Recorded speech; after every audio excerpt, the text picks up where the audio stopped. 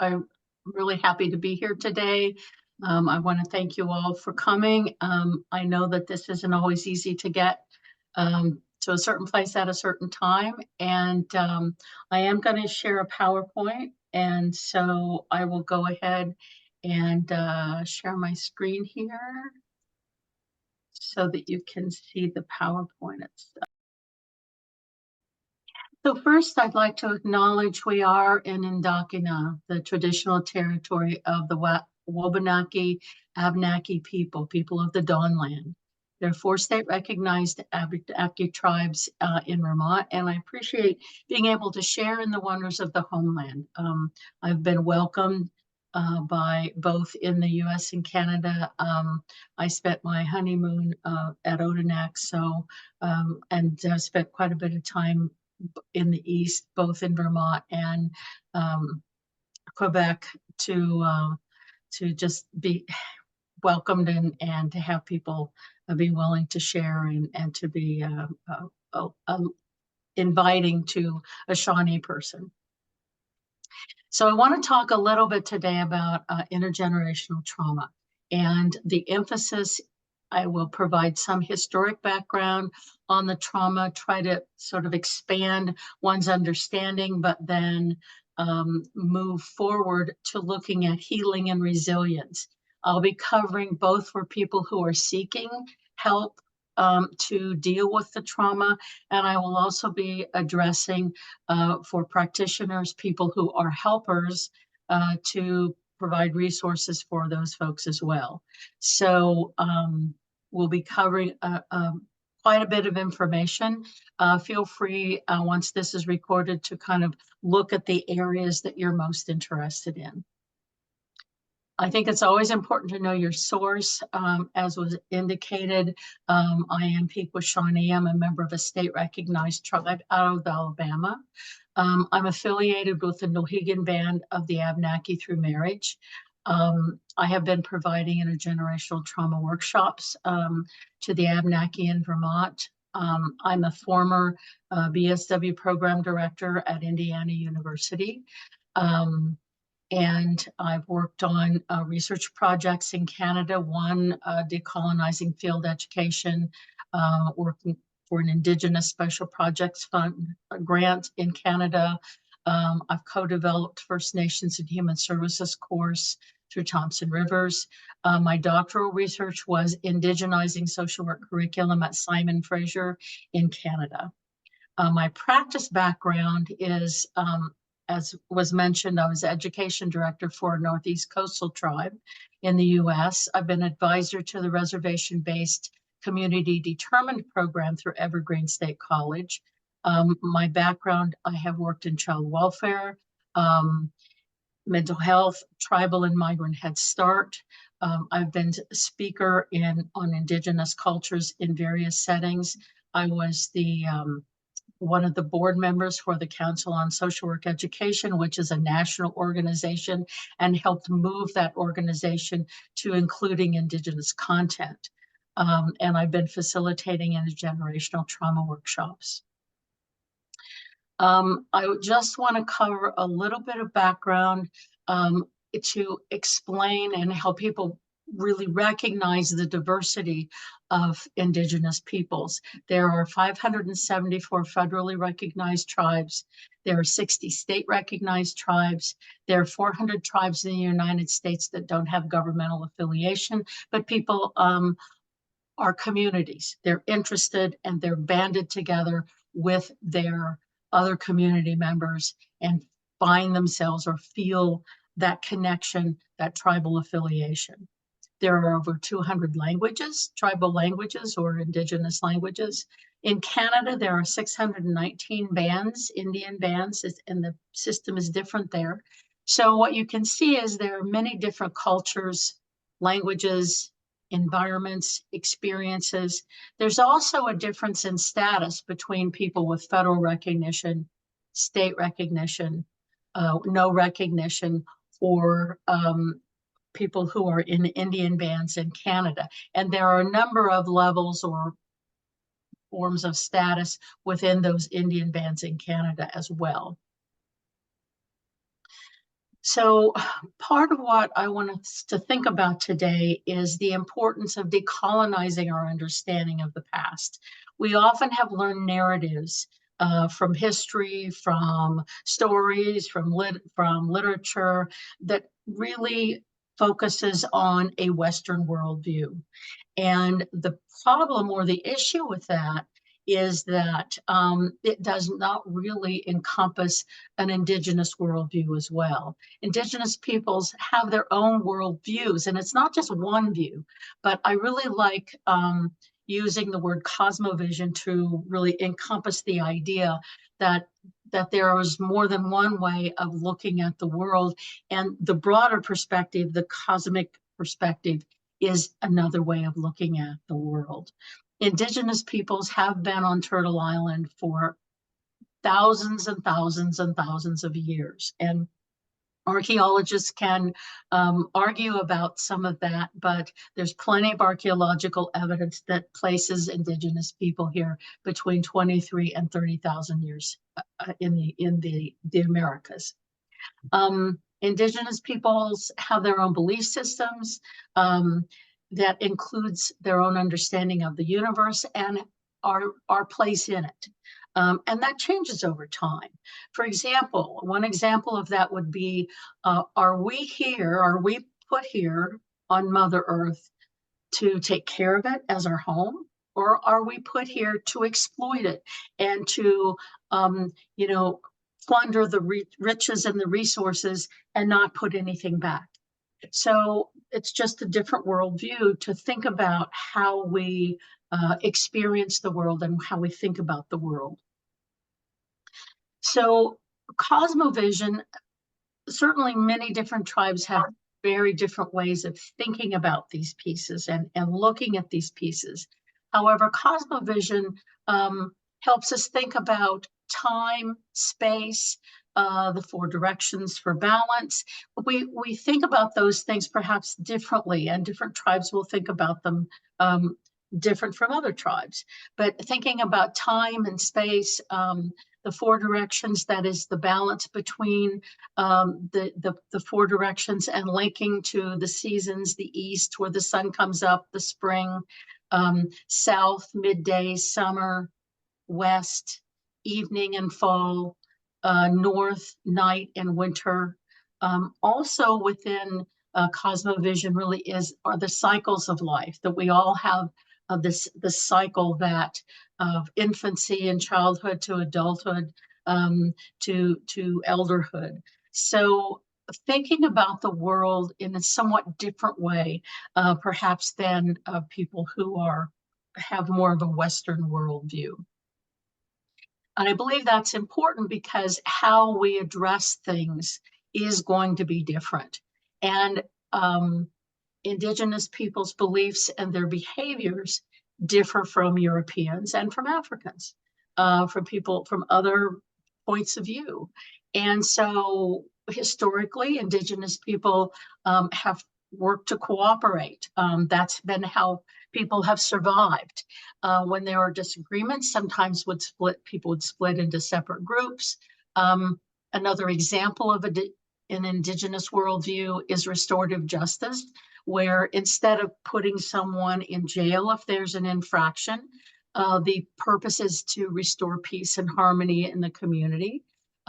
Therefore, one seeks to understand the context of the event. It's a community responsibility, and to help people responsible understand the harm that they've caused, why they've done what they've done, and to accept the responsibility for their actions. Offenders then express regret, provide compensation and reparation, or they reject it and they leave, they go to a different community.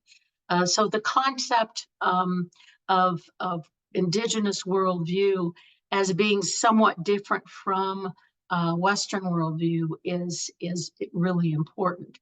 And it's also important to recognize that the concept of tribe really is European. Really, Indigenous people, it's about tribe.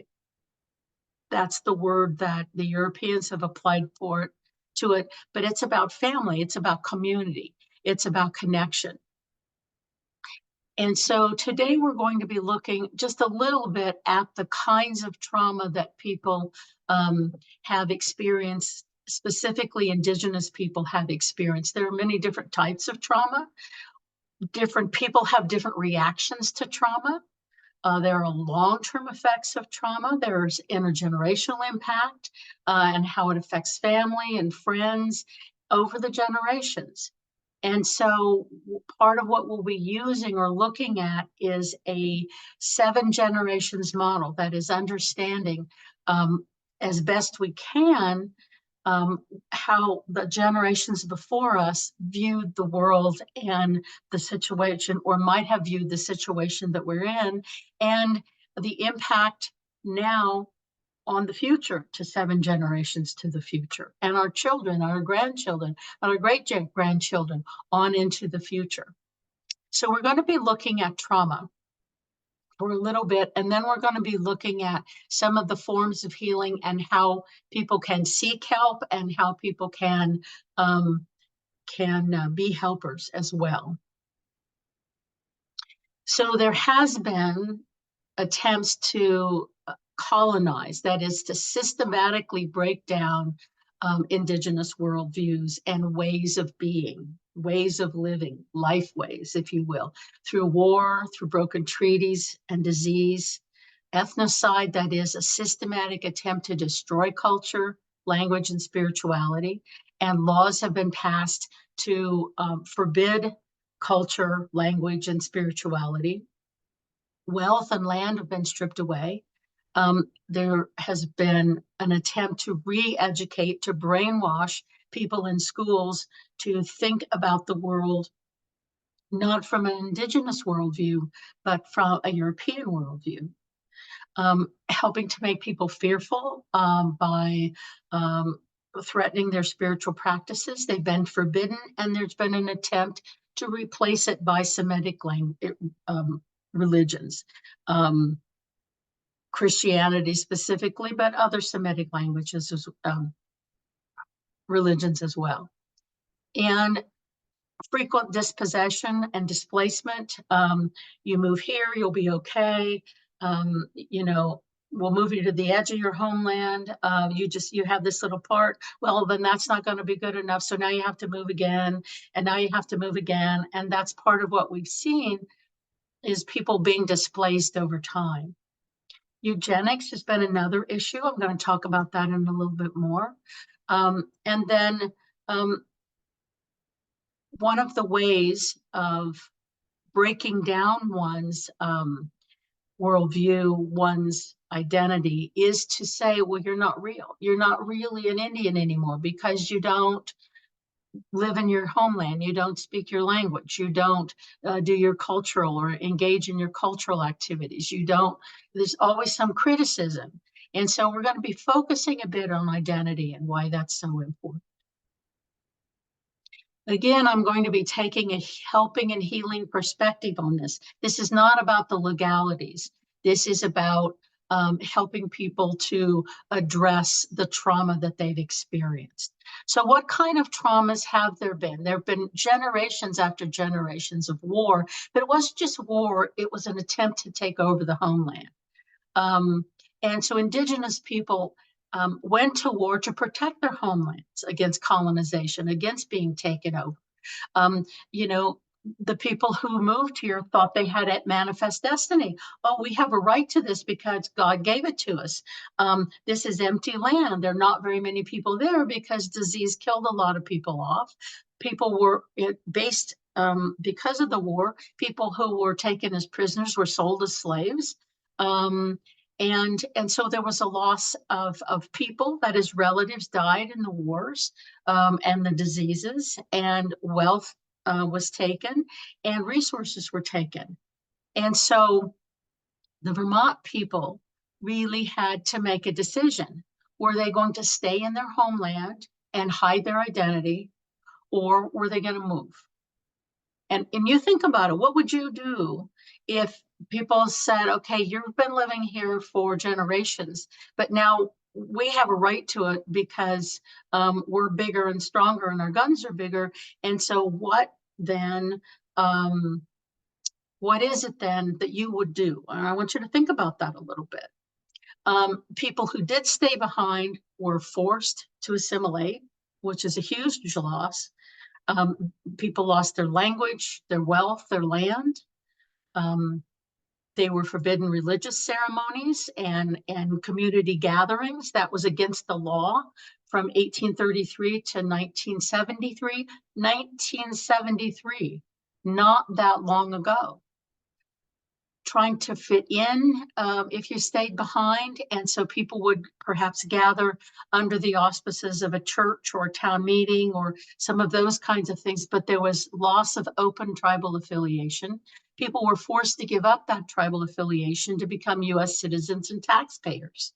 And so one may look at the history, may look at kind of records and those kinds of things. But what about Indigenous women and elders, single mothers who lost their family, who had no way to leave? They weren't included in the records because women weren't taxpayers. They weren't considered important. And so they didn't have a right to their own land. They didn't have a right to their own resources. And so what happened to all of those people that were not ever recorded in church records or in census records, or they stayed here, they stayed behind, and they stayed hidden. So based on the experience, the Abenaki experience in Vermont, a number of traumatic assaults over the generations have happened. And we talked, of course, about the wars and slavery and those kinds of things, national policies to make it illegal to practice your culture and language and spiritual practices. People had to hide. There were environmental changes that people had to cope with. There were eugenics issues, which I'm going to talk about in a few minutes. Forced removal of children through foster care and adoption. If people couldn't take care of or couldn't maintain their children. These losses make Indigenous people more susceptible to deeper feelings of grief, loss, identity issues, and trauma in their day-to-day lives. Now, you'll notice these resources that are here in the PowerPoint, they're listed at the end of the PowerPoint. So you'll be able to go in and look to see where the resources are from.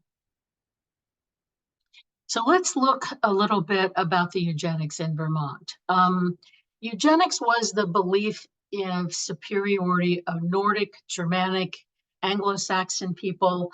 People who did not fit into certain categories were forcibly sterilized. They were considered burdens on society. And the people that were involved in the eugenics, they were biologists. They were not people who focused on the well-being of society or of other people. In Vermont, the person who founded and directed the eugenics survey was a zoologist. So he studied animals. He didn't, his focus was not even people.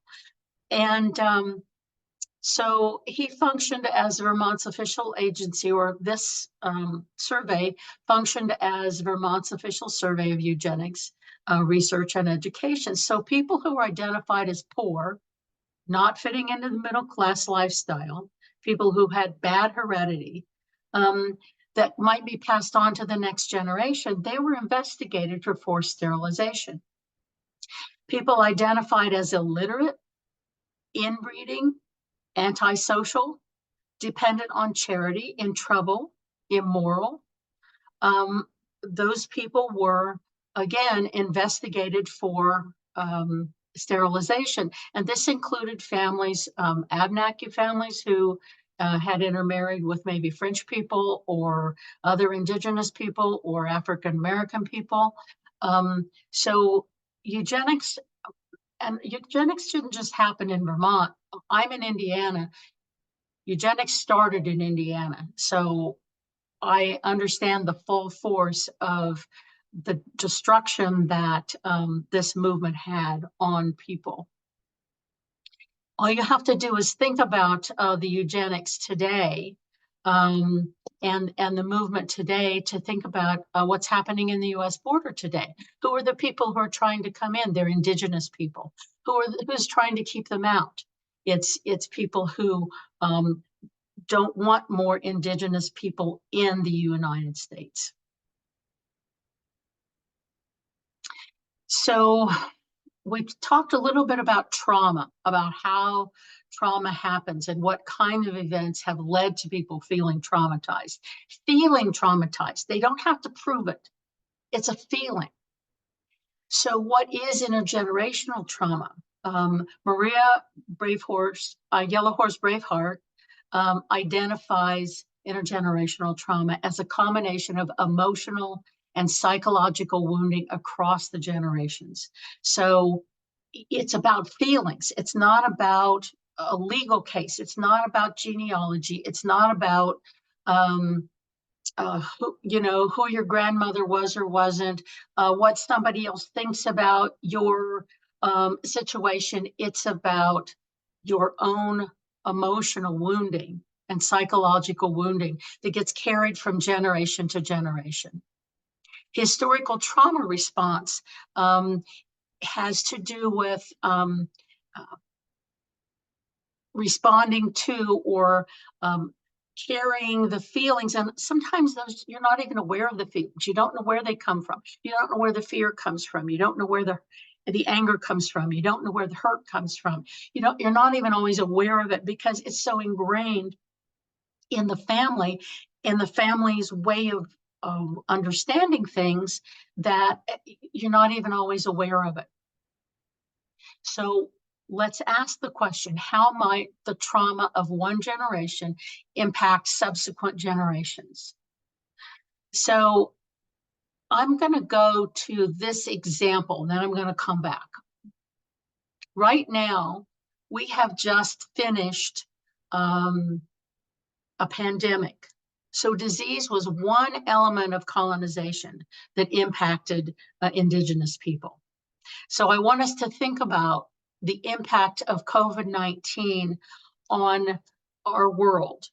Things kind of fell apart. People didn't know how well they were going to survive. Worldwide, 55 million people died. Over 1 million people died in the United States, and a lot of people got sick. And over that time, how did that affect individuals, families, friends, communities? There were a lot of attitudes of distrust and uncertainty. And this COVID-19 impacted different people differently. If you lost a grandparent and you couldn't go see them as they were dying, that's horrible. You have a family member who's delivering a baby, but you can't be there when the baby's being delivered because of COVID, and you might get exposed, and they don't want you bringing it in. And so just this one example can help us understand a little bit about what people historically have experienced, indigenous people have experienced. So, how many things have stayed the same as before COVID, and how many things have changed? Things change over time. For indigenous people, things have changed big time over time. And so thinking about COVID and what we know about COVID and some of not only what we experienced, but our neighbors, our families, our friends experienced, what impact might the COVID pandemic have on future generations? So it's a way to think about the impact and how trauma such as COVID, some people experience COVID, like long COVID and relatives dying and not, maybe recovering, but having been in the hospital for a month, all those things, long COVID, and these experiences, how might these things impact the future generations?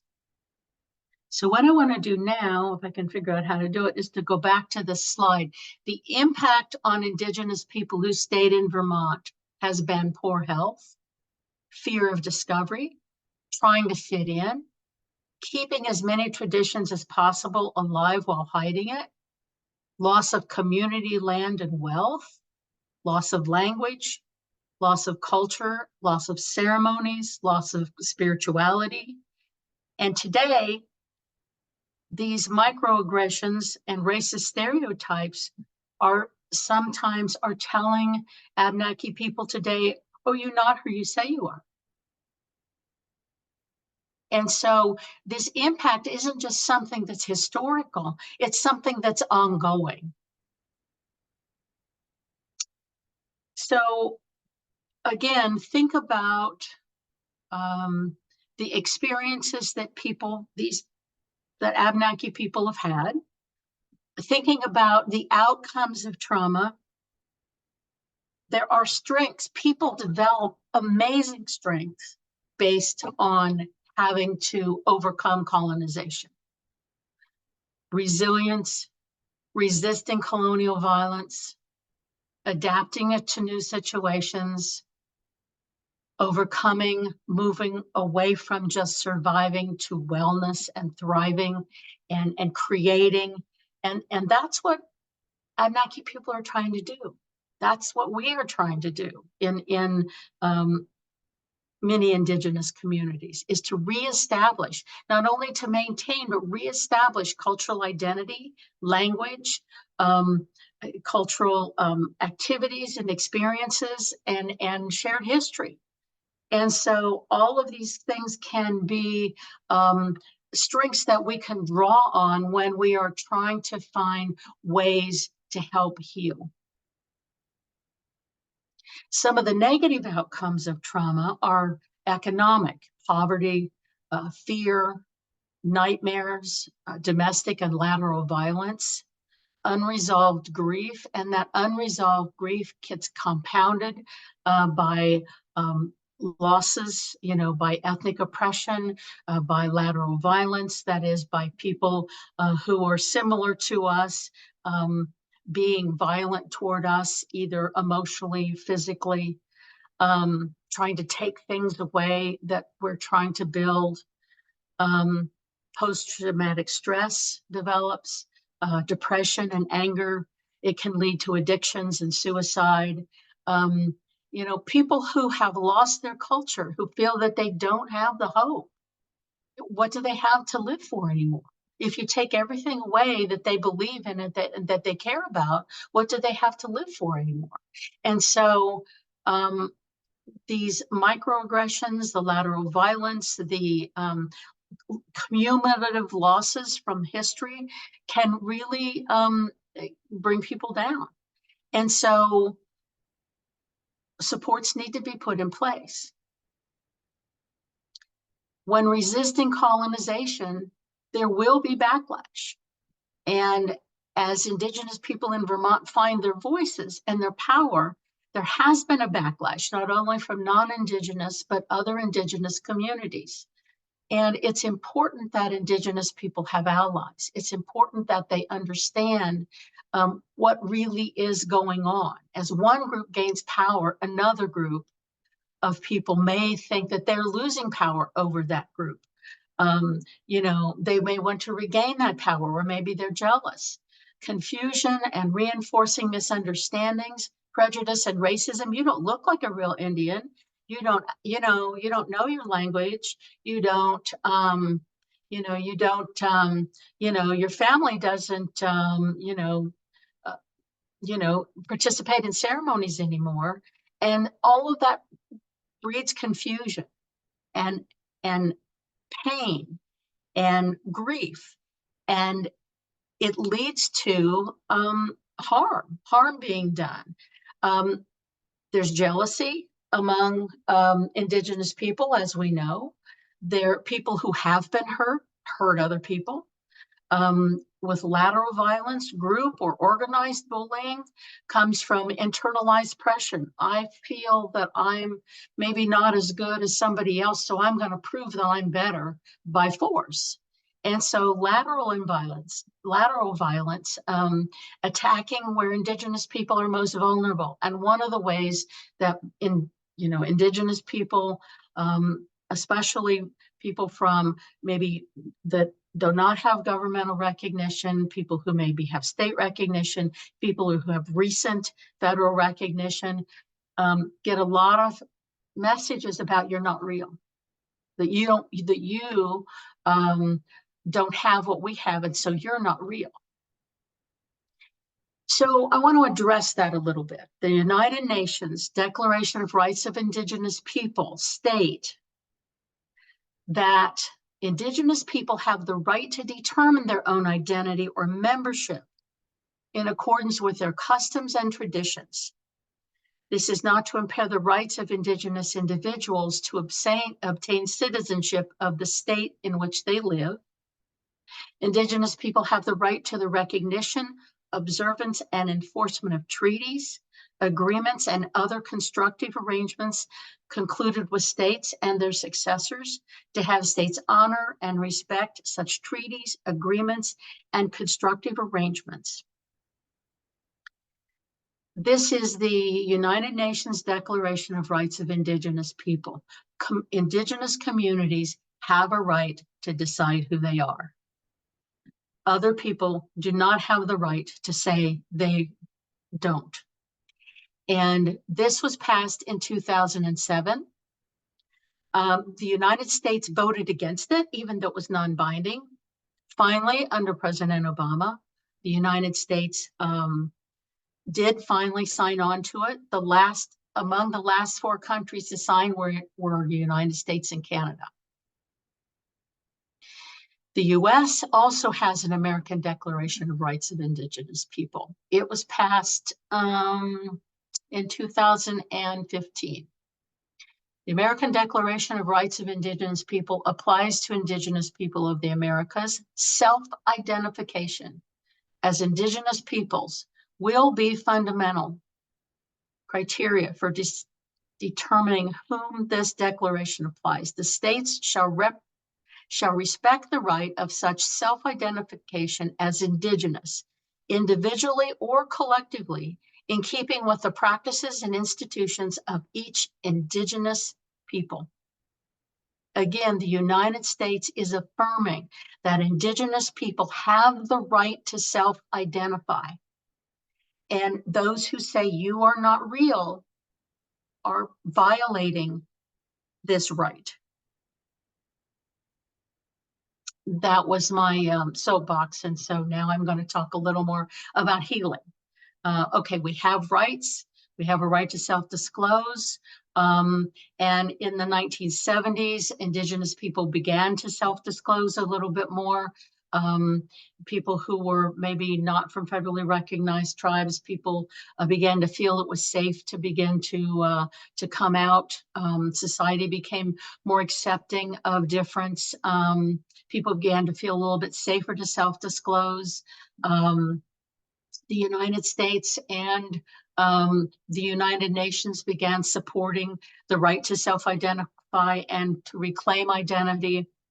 Communities, that is families, begin to gather to restore some of what was lost, language programs. And these are some of the things that can help with the healing.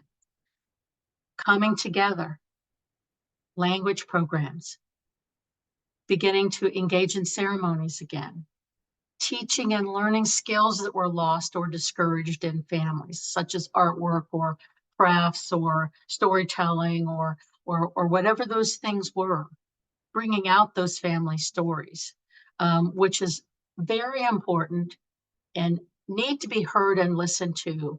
Yes, those are subjective sources, but they're real, and there's people stories. Sources such as documents are being looked at from a different point of view.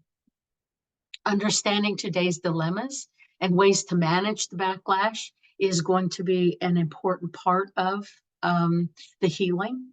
And seeking help. If you feel that you need help to deal with some of the stuff that is being brought up, that's coming up, there are people that you can talk to, elders, community members, professionals. All of these folks have some resources that can help you. If you decide you want to seek help, here are some things to ask the person that you think might be able to be helpful. What do you know about Vermont's Indigenous peoples? What about the history and the challenges we face today? What is your understanding of Indigenous worldviews in contrast to Western worldviews? What's your understanding of Indigenous intergenerational trauma? How do you define community? Have you worked with other people who have experienced ethnic trauma? What will you do to learn more about these questions as we work together? What are your approaches to help a person, family, community deal with intergenerational trauma? So these are some questions. If you're seeking help, these are some questions that you can ask people who, when you're trying to decide who you want to work with, who you want to seek help from. If you are a helper, a professional helper, looking at historic trauma theory, wounding communities, and individuals across the lifespan. It looks at this approach about how people have been wounded over time and how over the lifespan and generations that's impacted. Working with unresolved long-term grief, recognizing the harm done. Can you imagine if you were Christian and you couldn't go to church anymore, and you couldn't go to Sunday school, and you couldn't go to a wedding or a funeral, or you couldn't go to the St. Anne's Day celebration, or the fair that your community puts on every day? What would that be like? So encouraging Indigenous people to seek community-focused ceremonies. Some people use more broadly based ceremonies like sweat lodge, pipe ceremonies, seasonal and naming ceremonies, funerals, weddings, all of these kinds of things that can bring communities together. Increasing support systems through activities of the community, feasts, art, times to get together to talk about art and culture and crafts and rebuilding some of those skills. Both traditional and modern ways of coping with grief and loss need to be incorporated if you're a professional helper working with people who have experienced intergenerational trauma. Working with not only an individual, but with families and communities to provide support and healing at all of those levels. Group work is also important. People being able to come together to talk to each other about their experiences, about their heartbreaks, about their survival, about thriving. And so that people can support each other in their growth. As a professional, it's important to have cultural humility, to recognize that your way is not the only way or the right way, to be respectful and inclusive, to use evidence-based practice, to use non-interference to allow people and communities to develop the way that self-determination, to advocate for Indigenous people, all strata of Indigenous people, whether they are recognized by a government or not, whether they are part of a community or feeling very disconnected. Validation is a really important piece of helping people to heal and supporting community goals and helping to look back 7 generations as much as we can imagine, and then to look forward 7 generations. So these are some of the strategies that helpers can use when they are engaging with people, trying to help them deal with intergenerational trauma. Here are some of the resources that I've used to outline this, and this will be here on the PowerPoint, so you're welcome to go through those. Most of them are academic, but feel free to contact me, and I would be glad to provide you with additional information. And so this is now a time that you have that you can ask questions, and I'll be glad to provide information as the questions come along.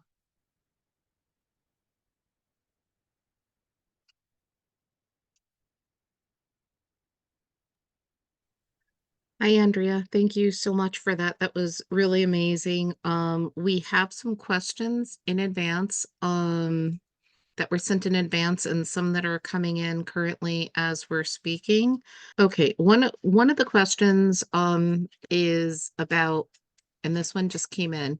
Yesterday, there was a meeting of the Truth and Reconciliation Commission of Vermont, and they have been reviewing various traumas that have occurred for people living within the state of Vermont for a number of years. And yesterday, they were acknowledging the harm that has been done to Vermont's Indigenous people, the Native American people, sometimes in quotes called Indian, during the 20th century when this was all happening. And the question is, does the Truth and Reconciliation Committee, acknowledging the harm that was done, for instance, against Indigenous people or French Canadian people, does that help with their intergenerational trauma? Is that helpful? Is that not helpful? It validates family stories, which are really, really important.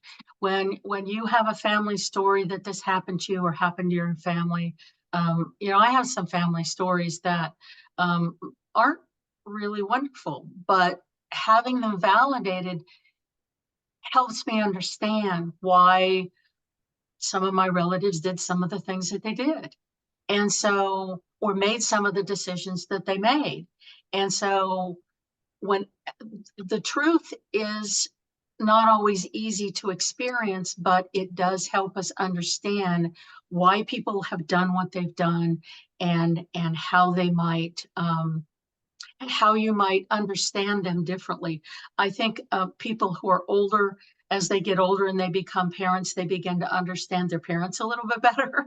And just as those kinds of experience from the past, we develop a better insight of our relatives, of the people that were going through those times. We can never really know what that was like for them, but we can certainly have empathy and have um, insight into why they might have done some of the things that they've done. So absolutely, whenever you can validate family stories, that's really important. Thank you for that. Next question. Um, the next question is, my Yaqui grandmother was kidnapped as a child and passed away, never knowing her full name, her birth date, or finding her family again. Are there support groups to help Indigenous women reclaim their lives? So it depends on where you are. It depends on your community connections. I would, if you want to give me more specifics, I would be glad to help you find a support group that would be appropriate for you. And the other thing I could suggest is um, maybe a naming ceremony for her, maybe a way of for you to resolve it that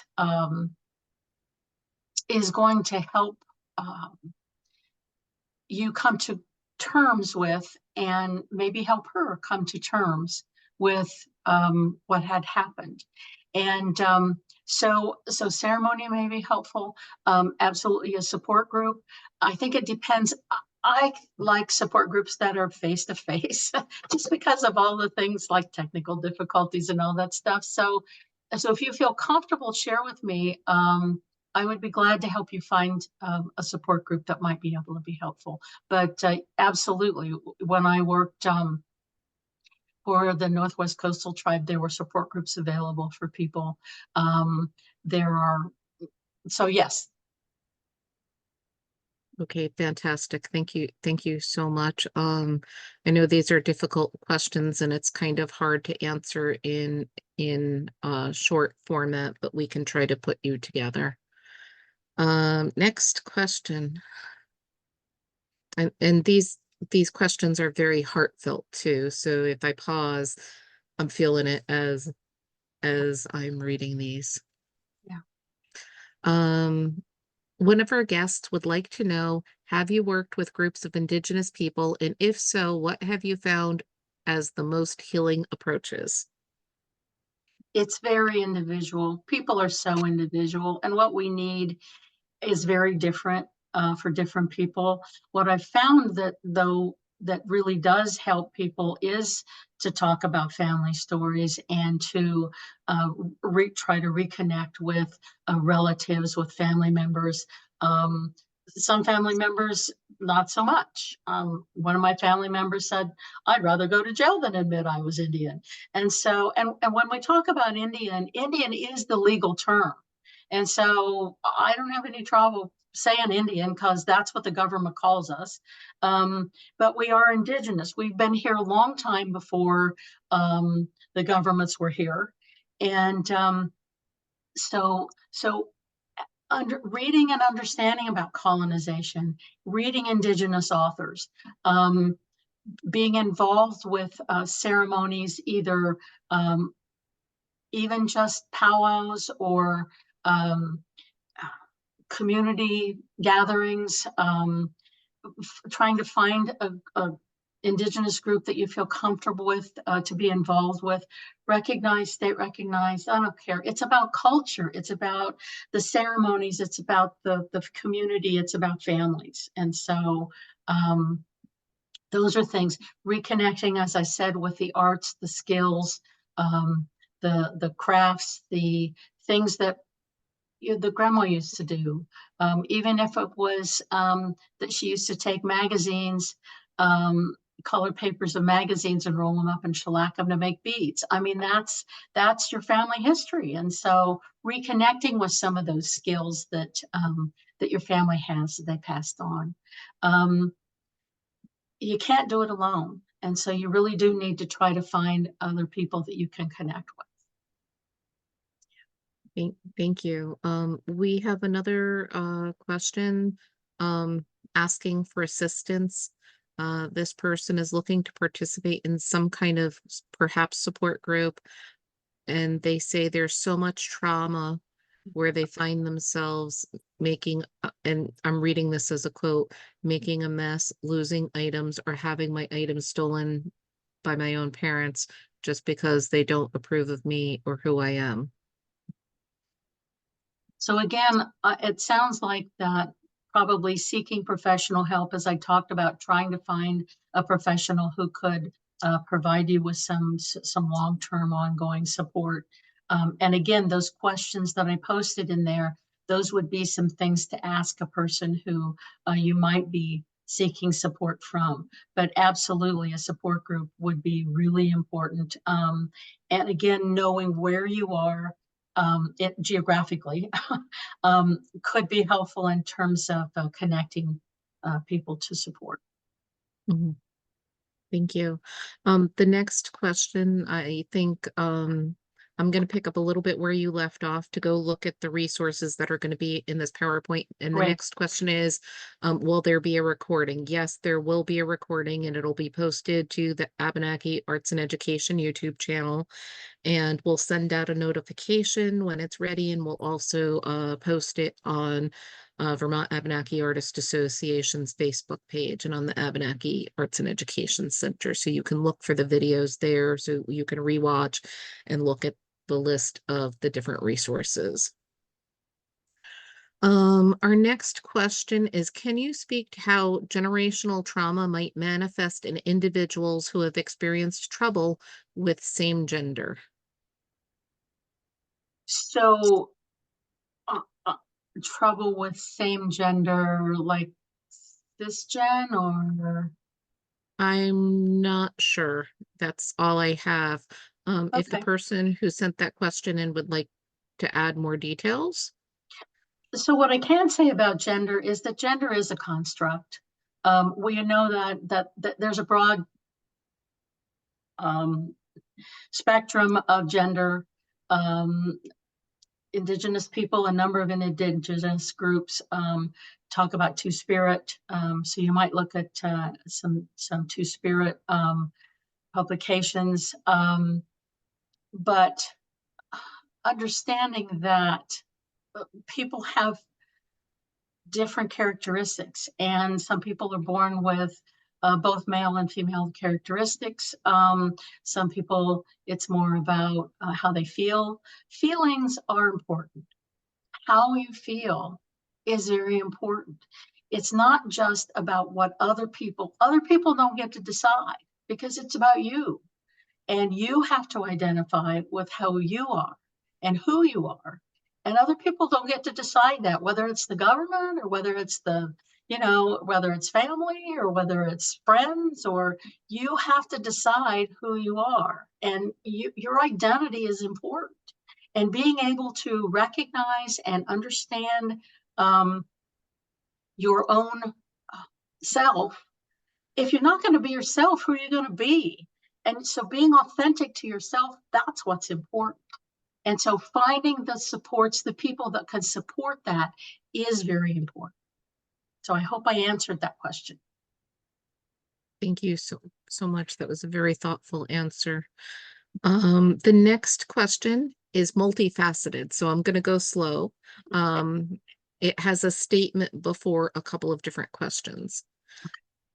It begins, "Thank you so much, Dr. Tamburro, for speaking with us. After suffering medical trauma and being active in seeking patient safety, I'm coming to see Western medicine in a different light than I had seen it before. I wonder if you are familiar with an article called The Illusion of Evidence-Based Medicine, published in 2022, BMJ. I think that's an abbreviation, perhaps, for a journal." Yeah.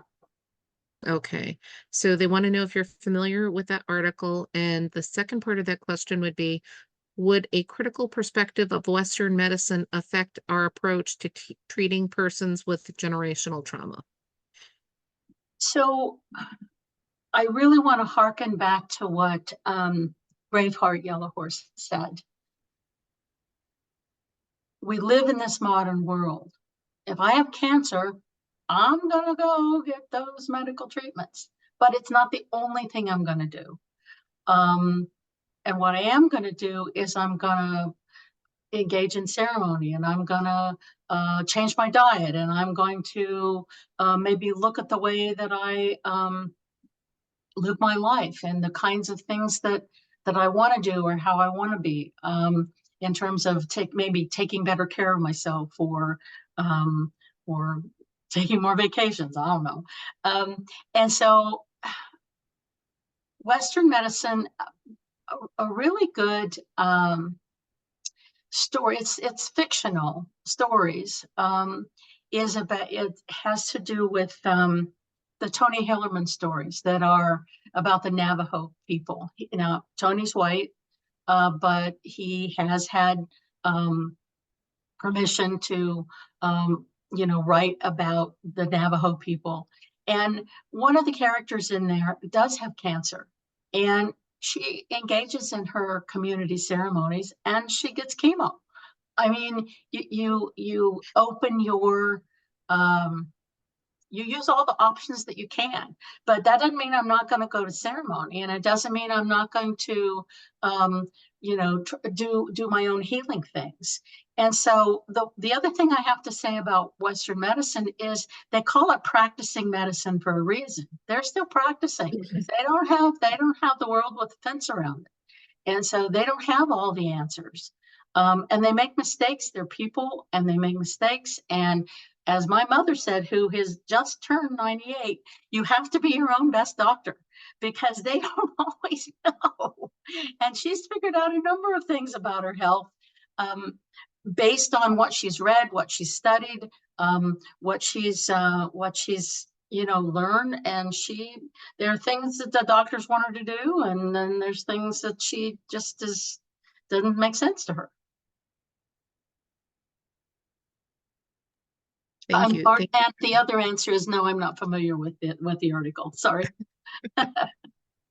It's interesting that you mentioned, like, you sort of have to be your own doctor. I have heard that from many elders before, Yes, that you know your own body best. absolutely. So, the next question, you mentioned something that I think was non-interference. Can you talk a little bit about what non-interference means in the Native American world and how it can be applied into today.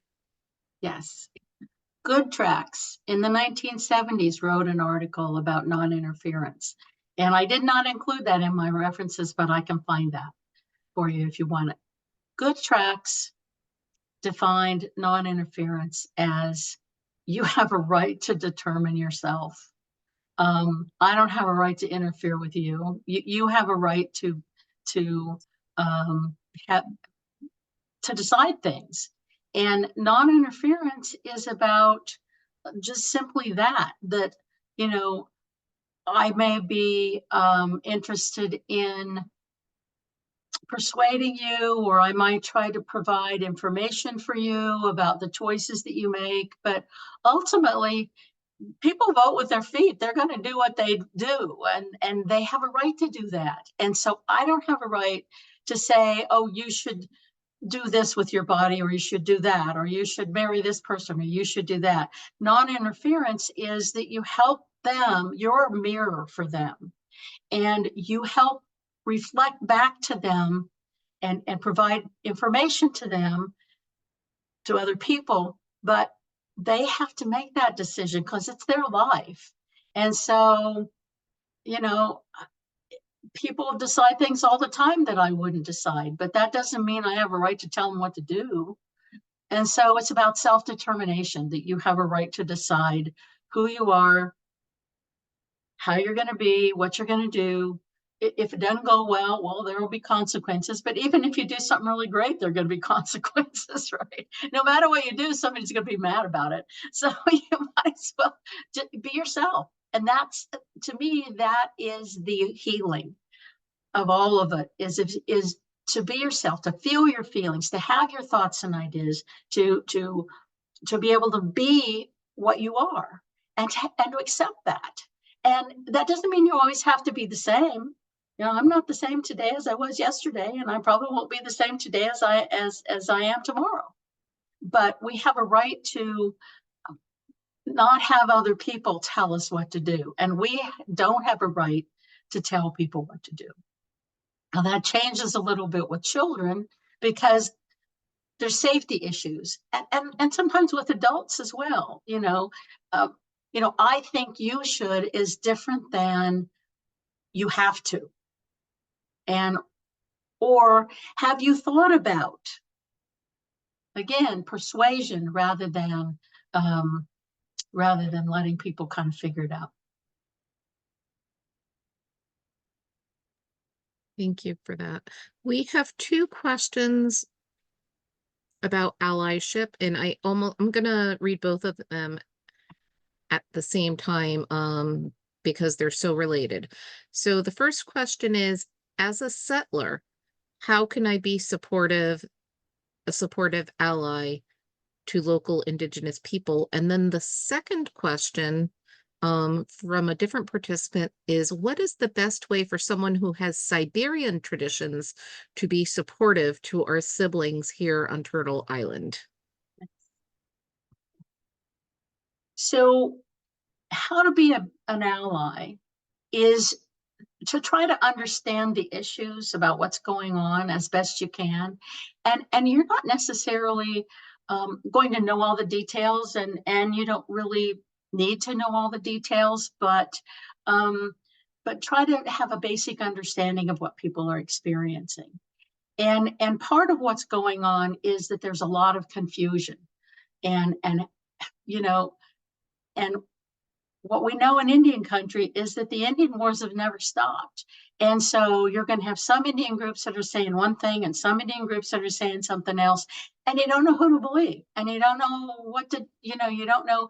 And so it's important to recognize that most people have valid perspectives, and being an ally for me, the kinds of allies that I'm looking for are people that will try to understand, will try to help and support, and to recognize, and in a sense provide.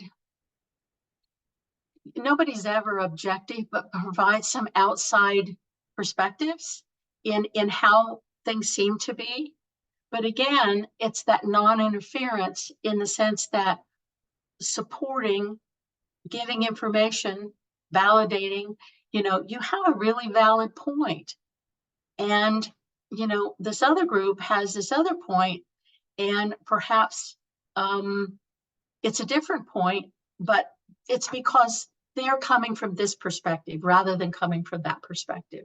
And so Indian country is really diverse, and it's really complicated.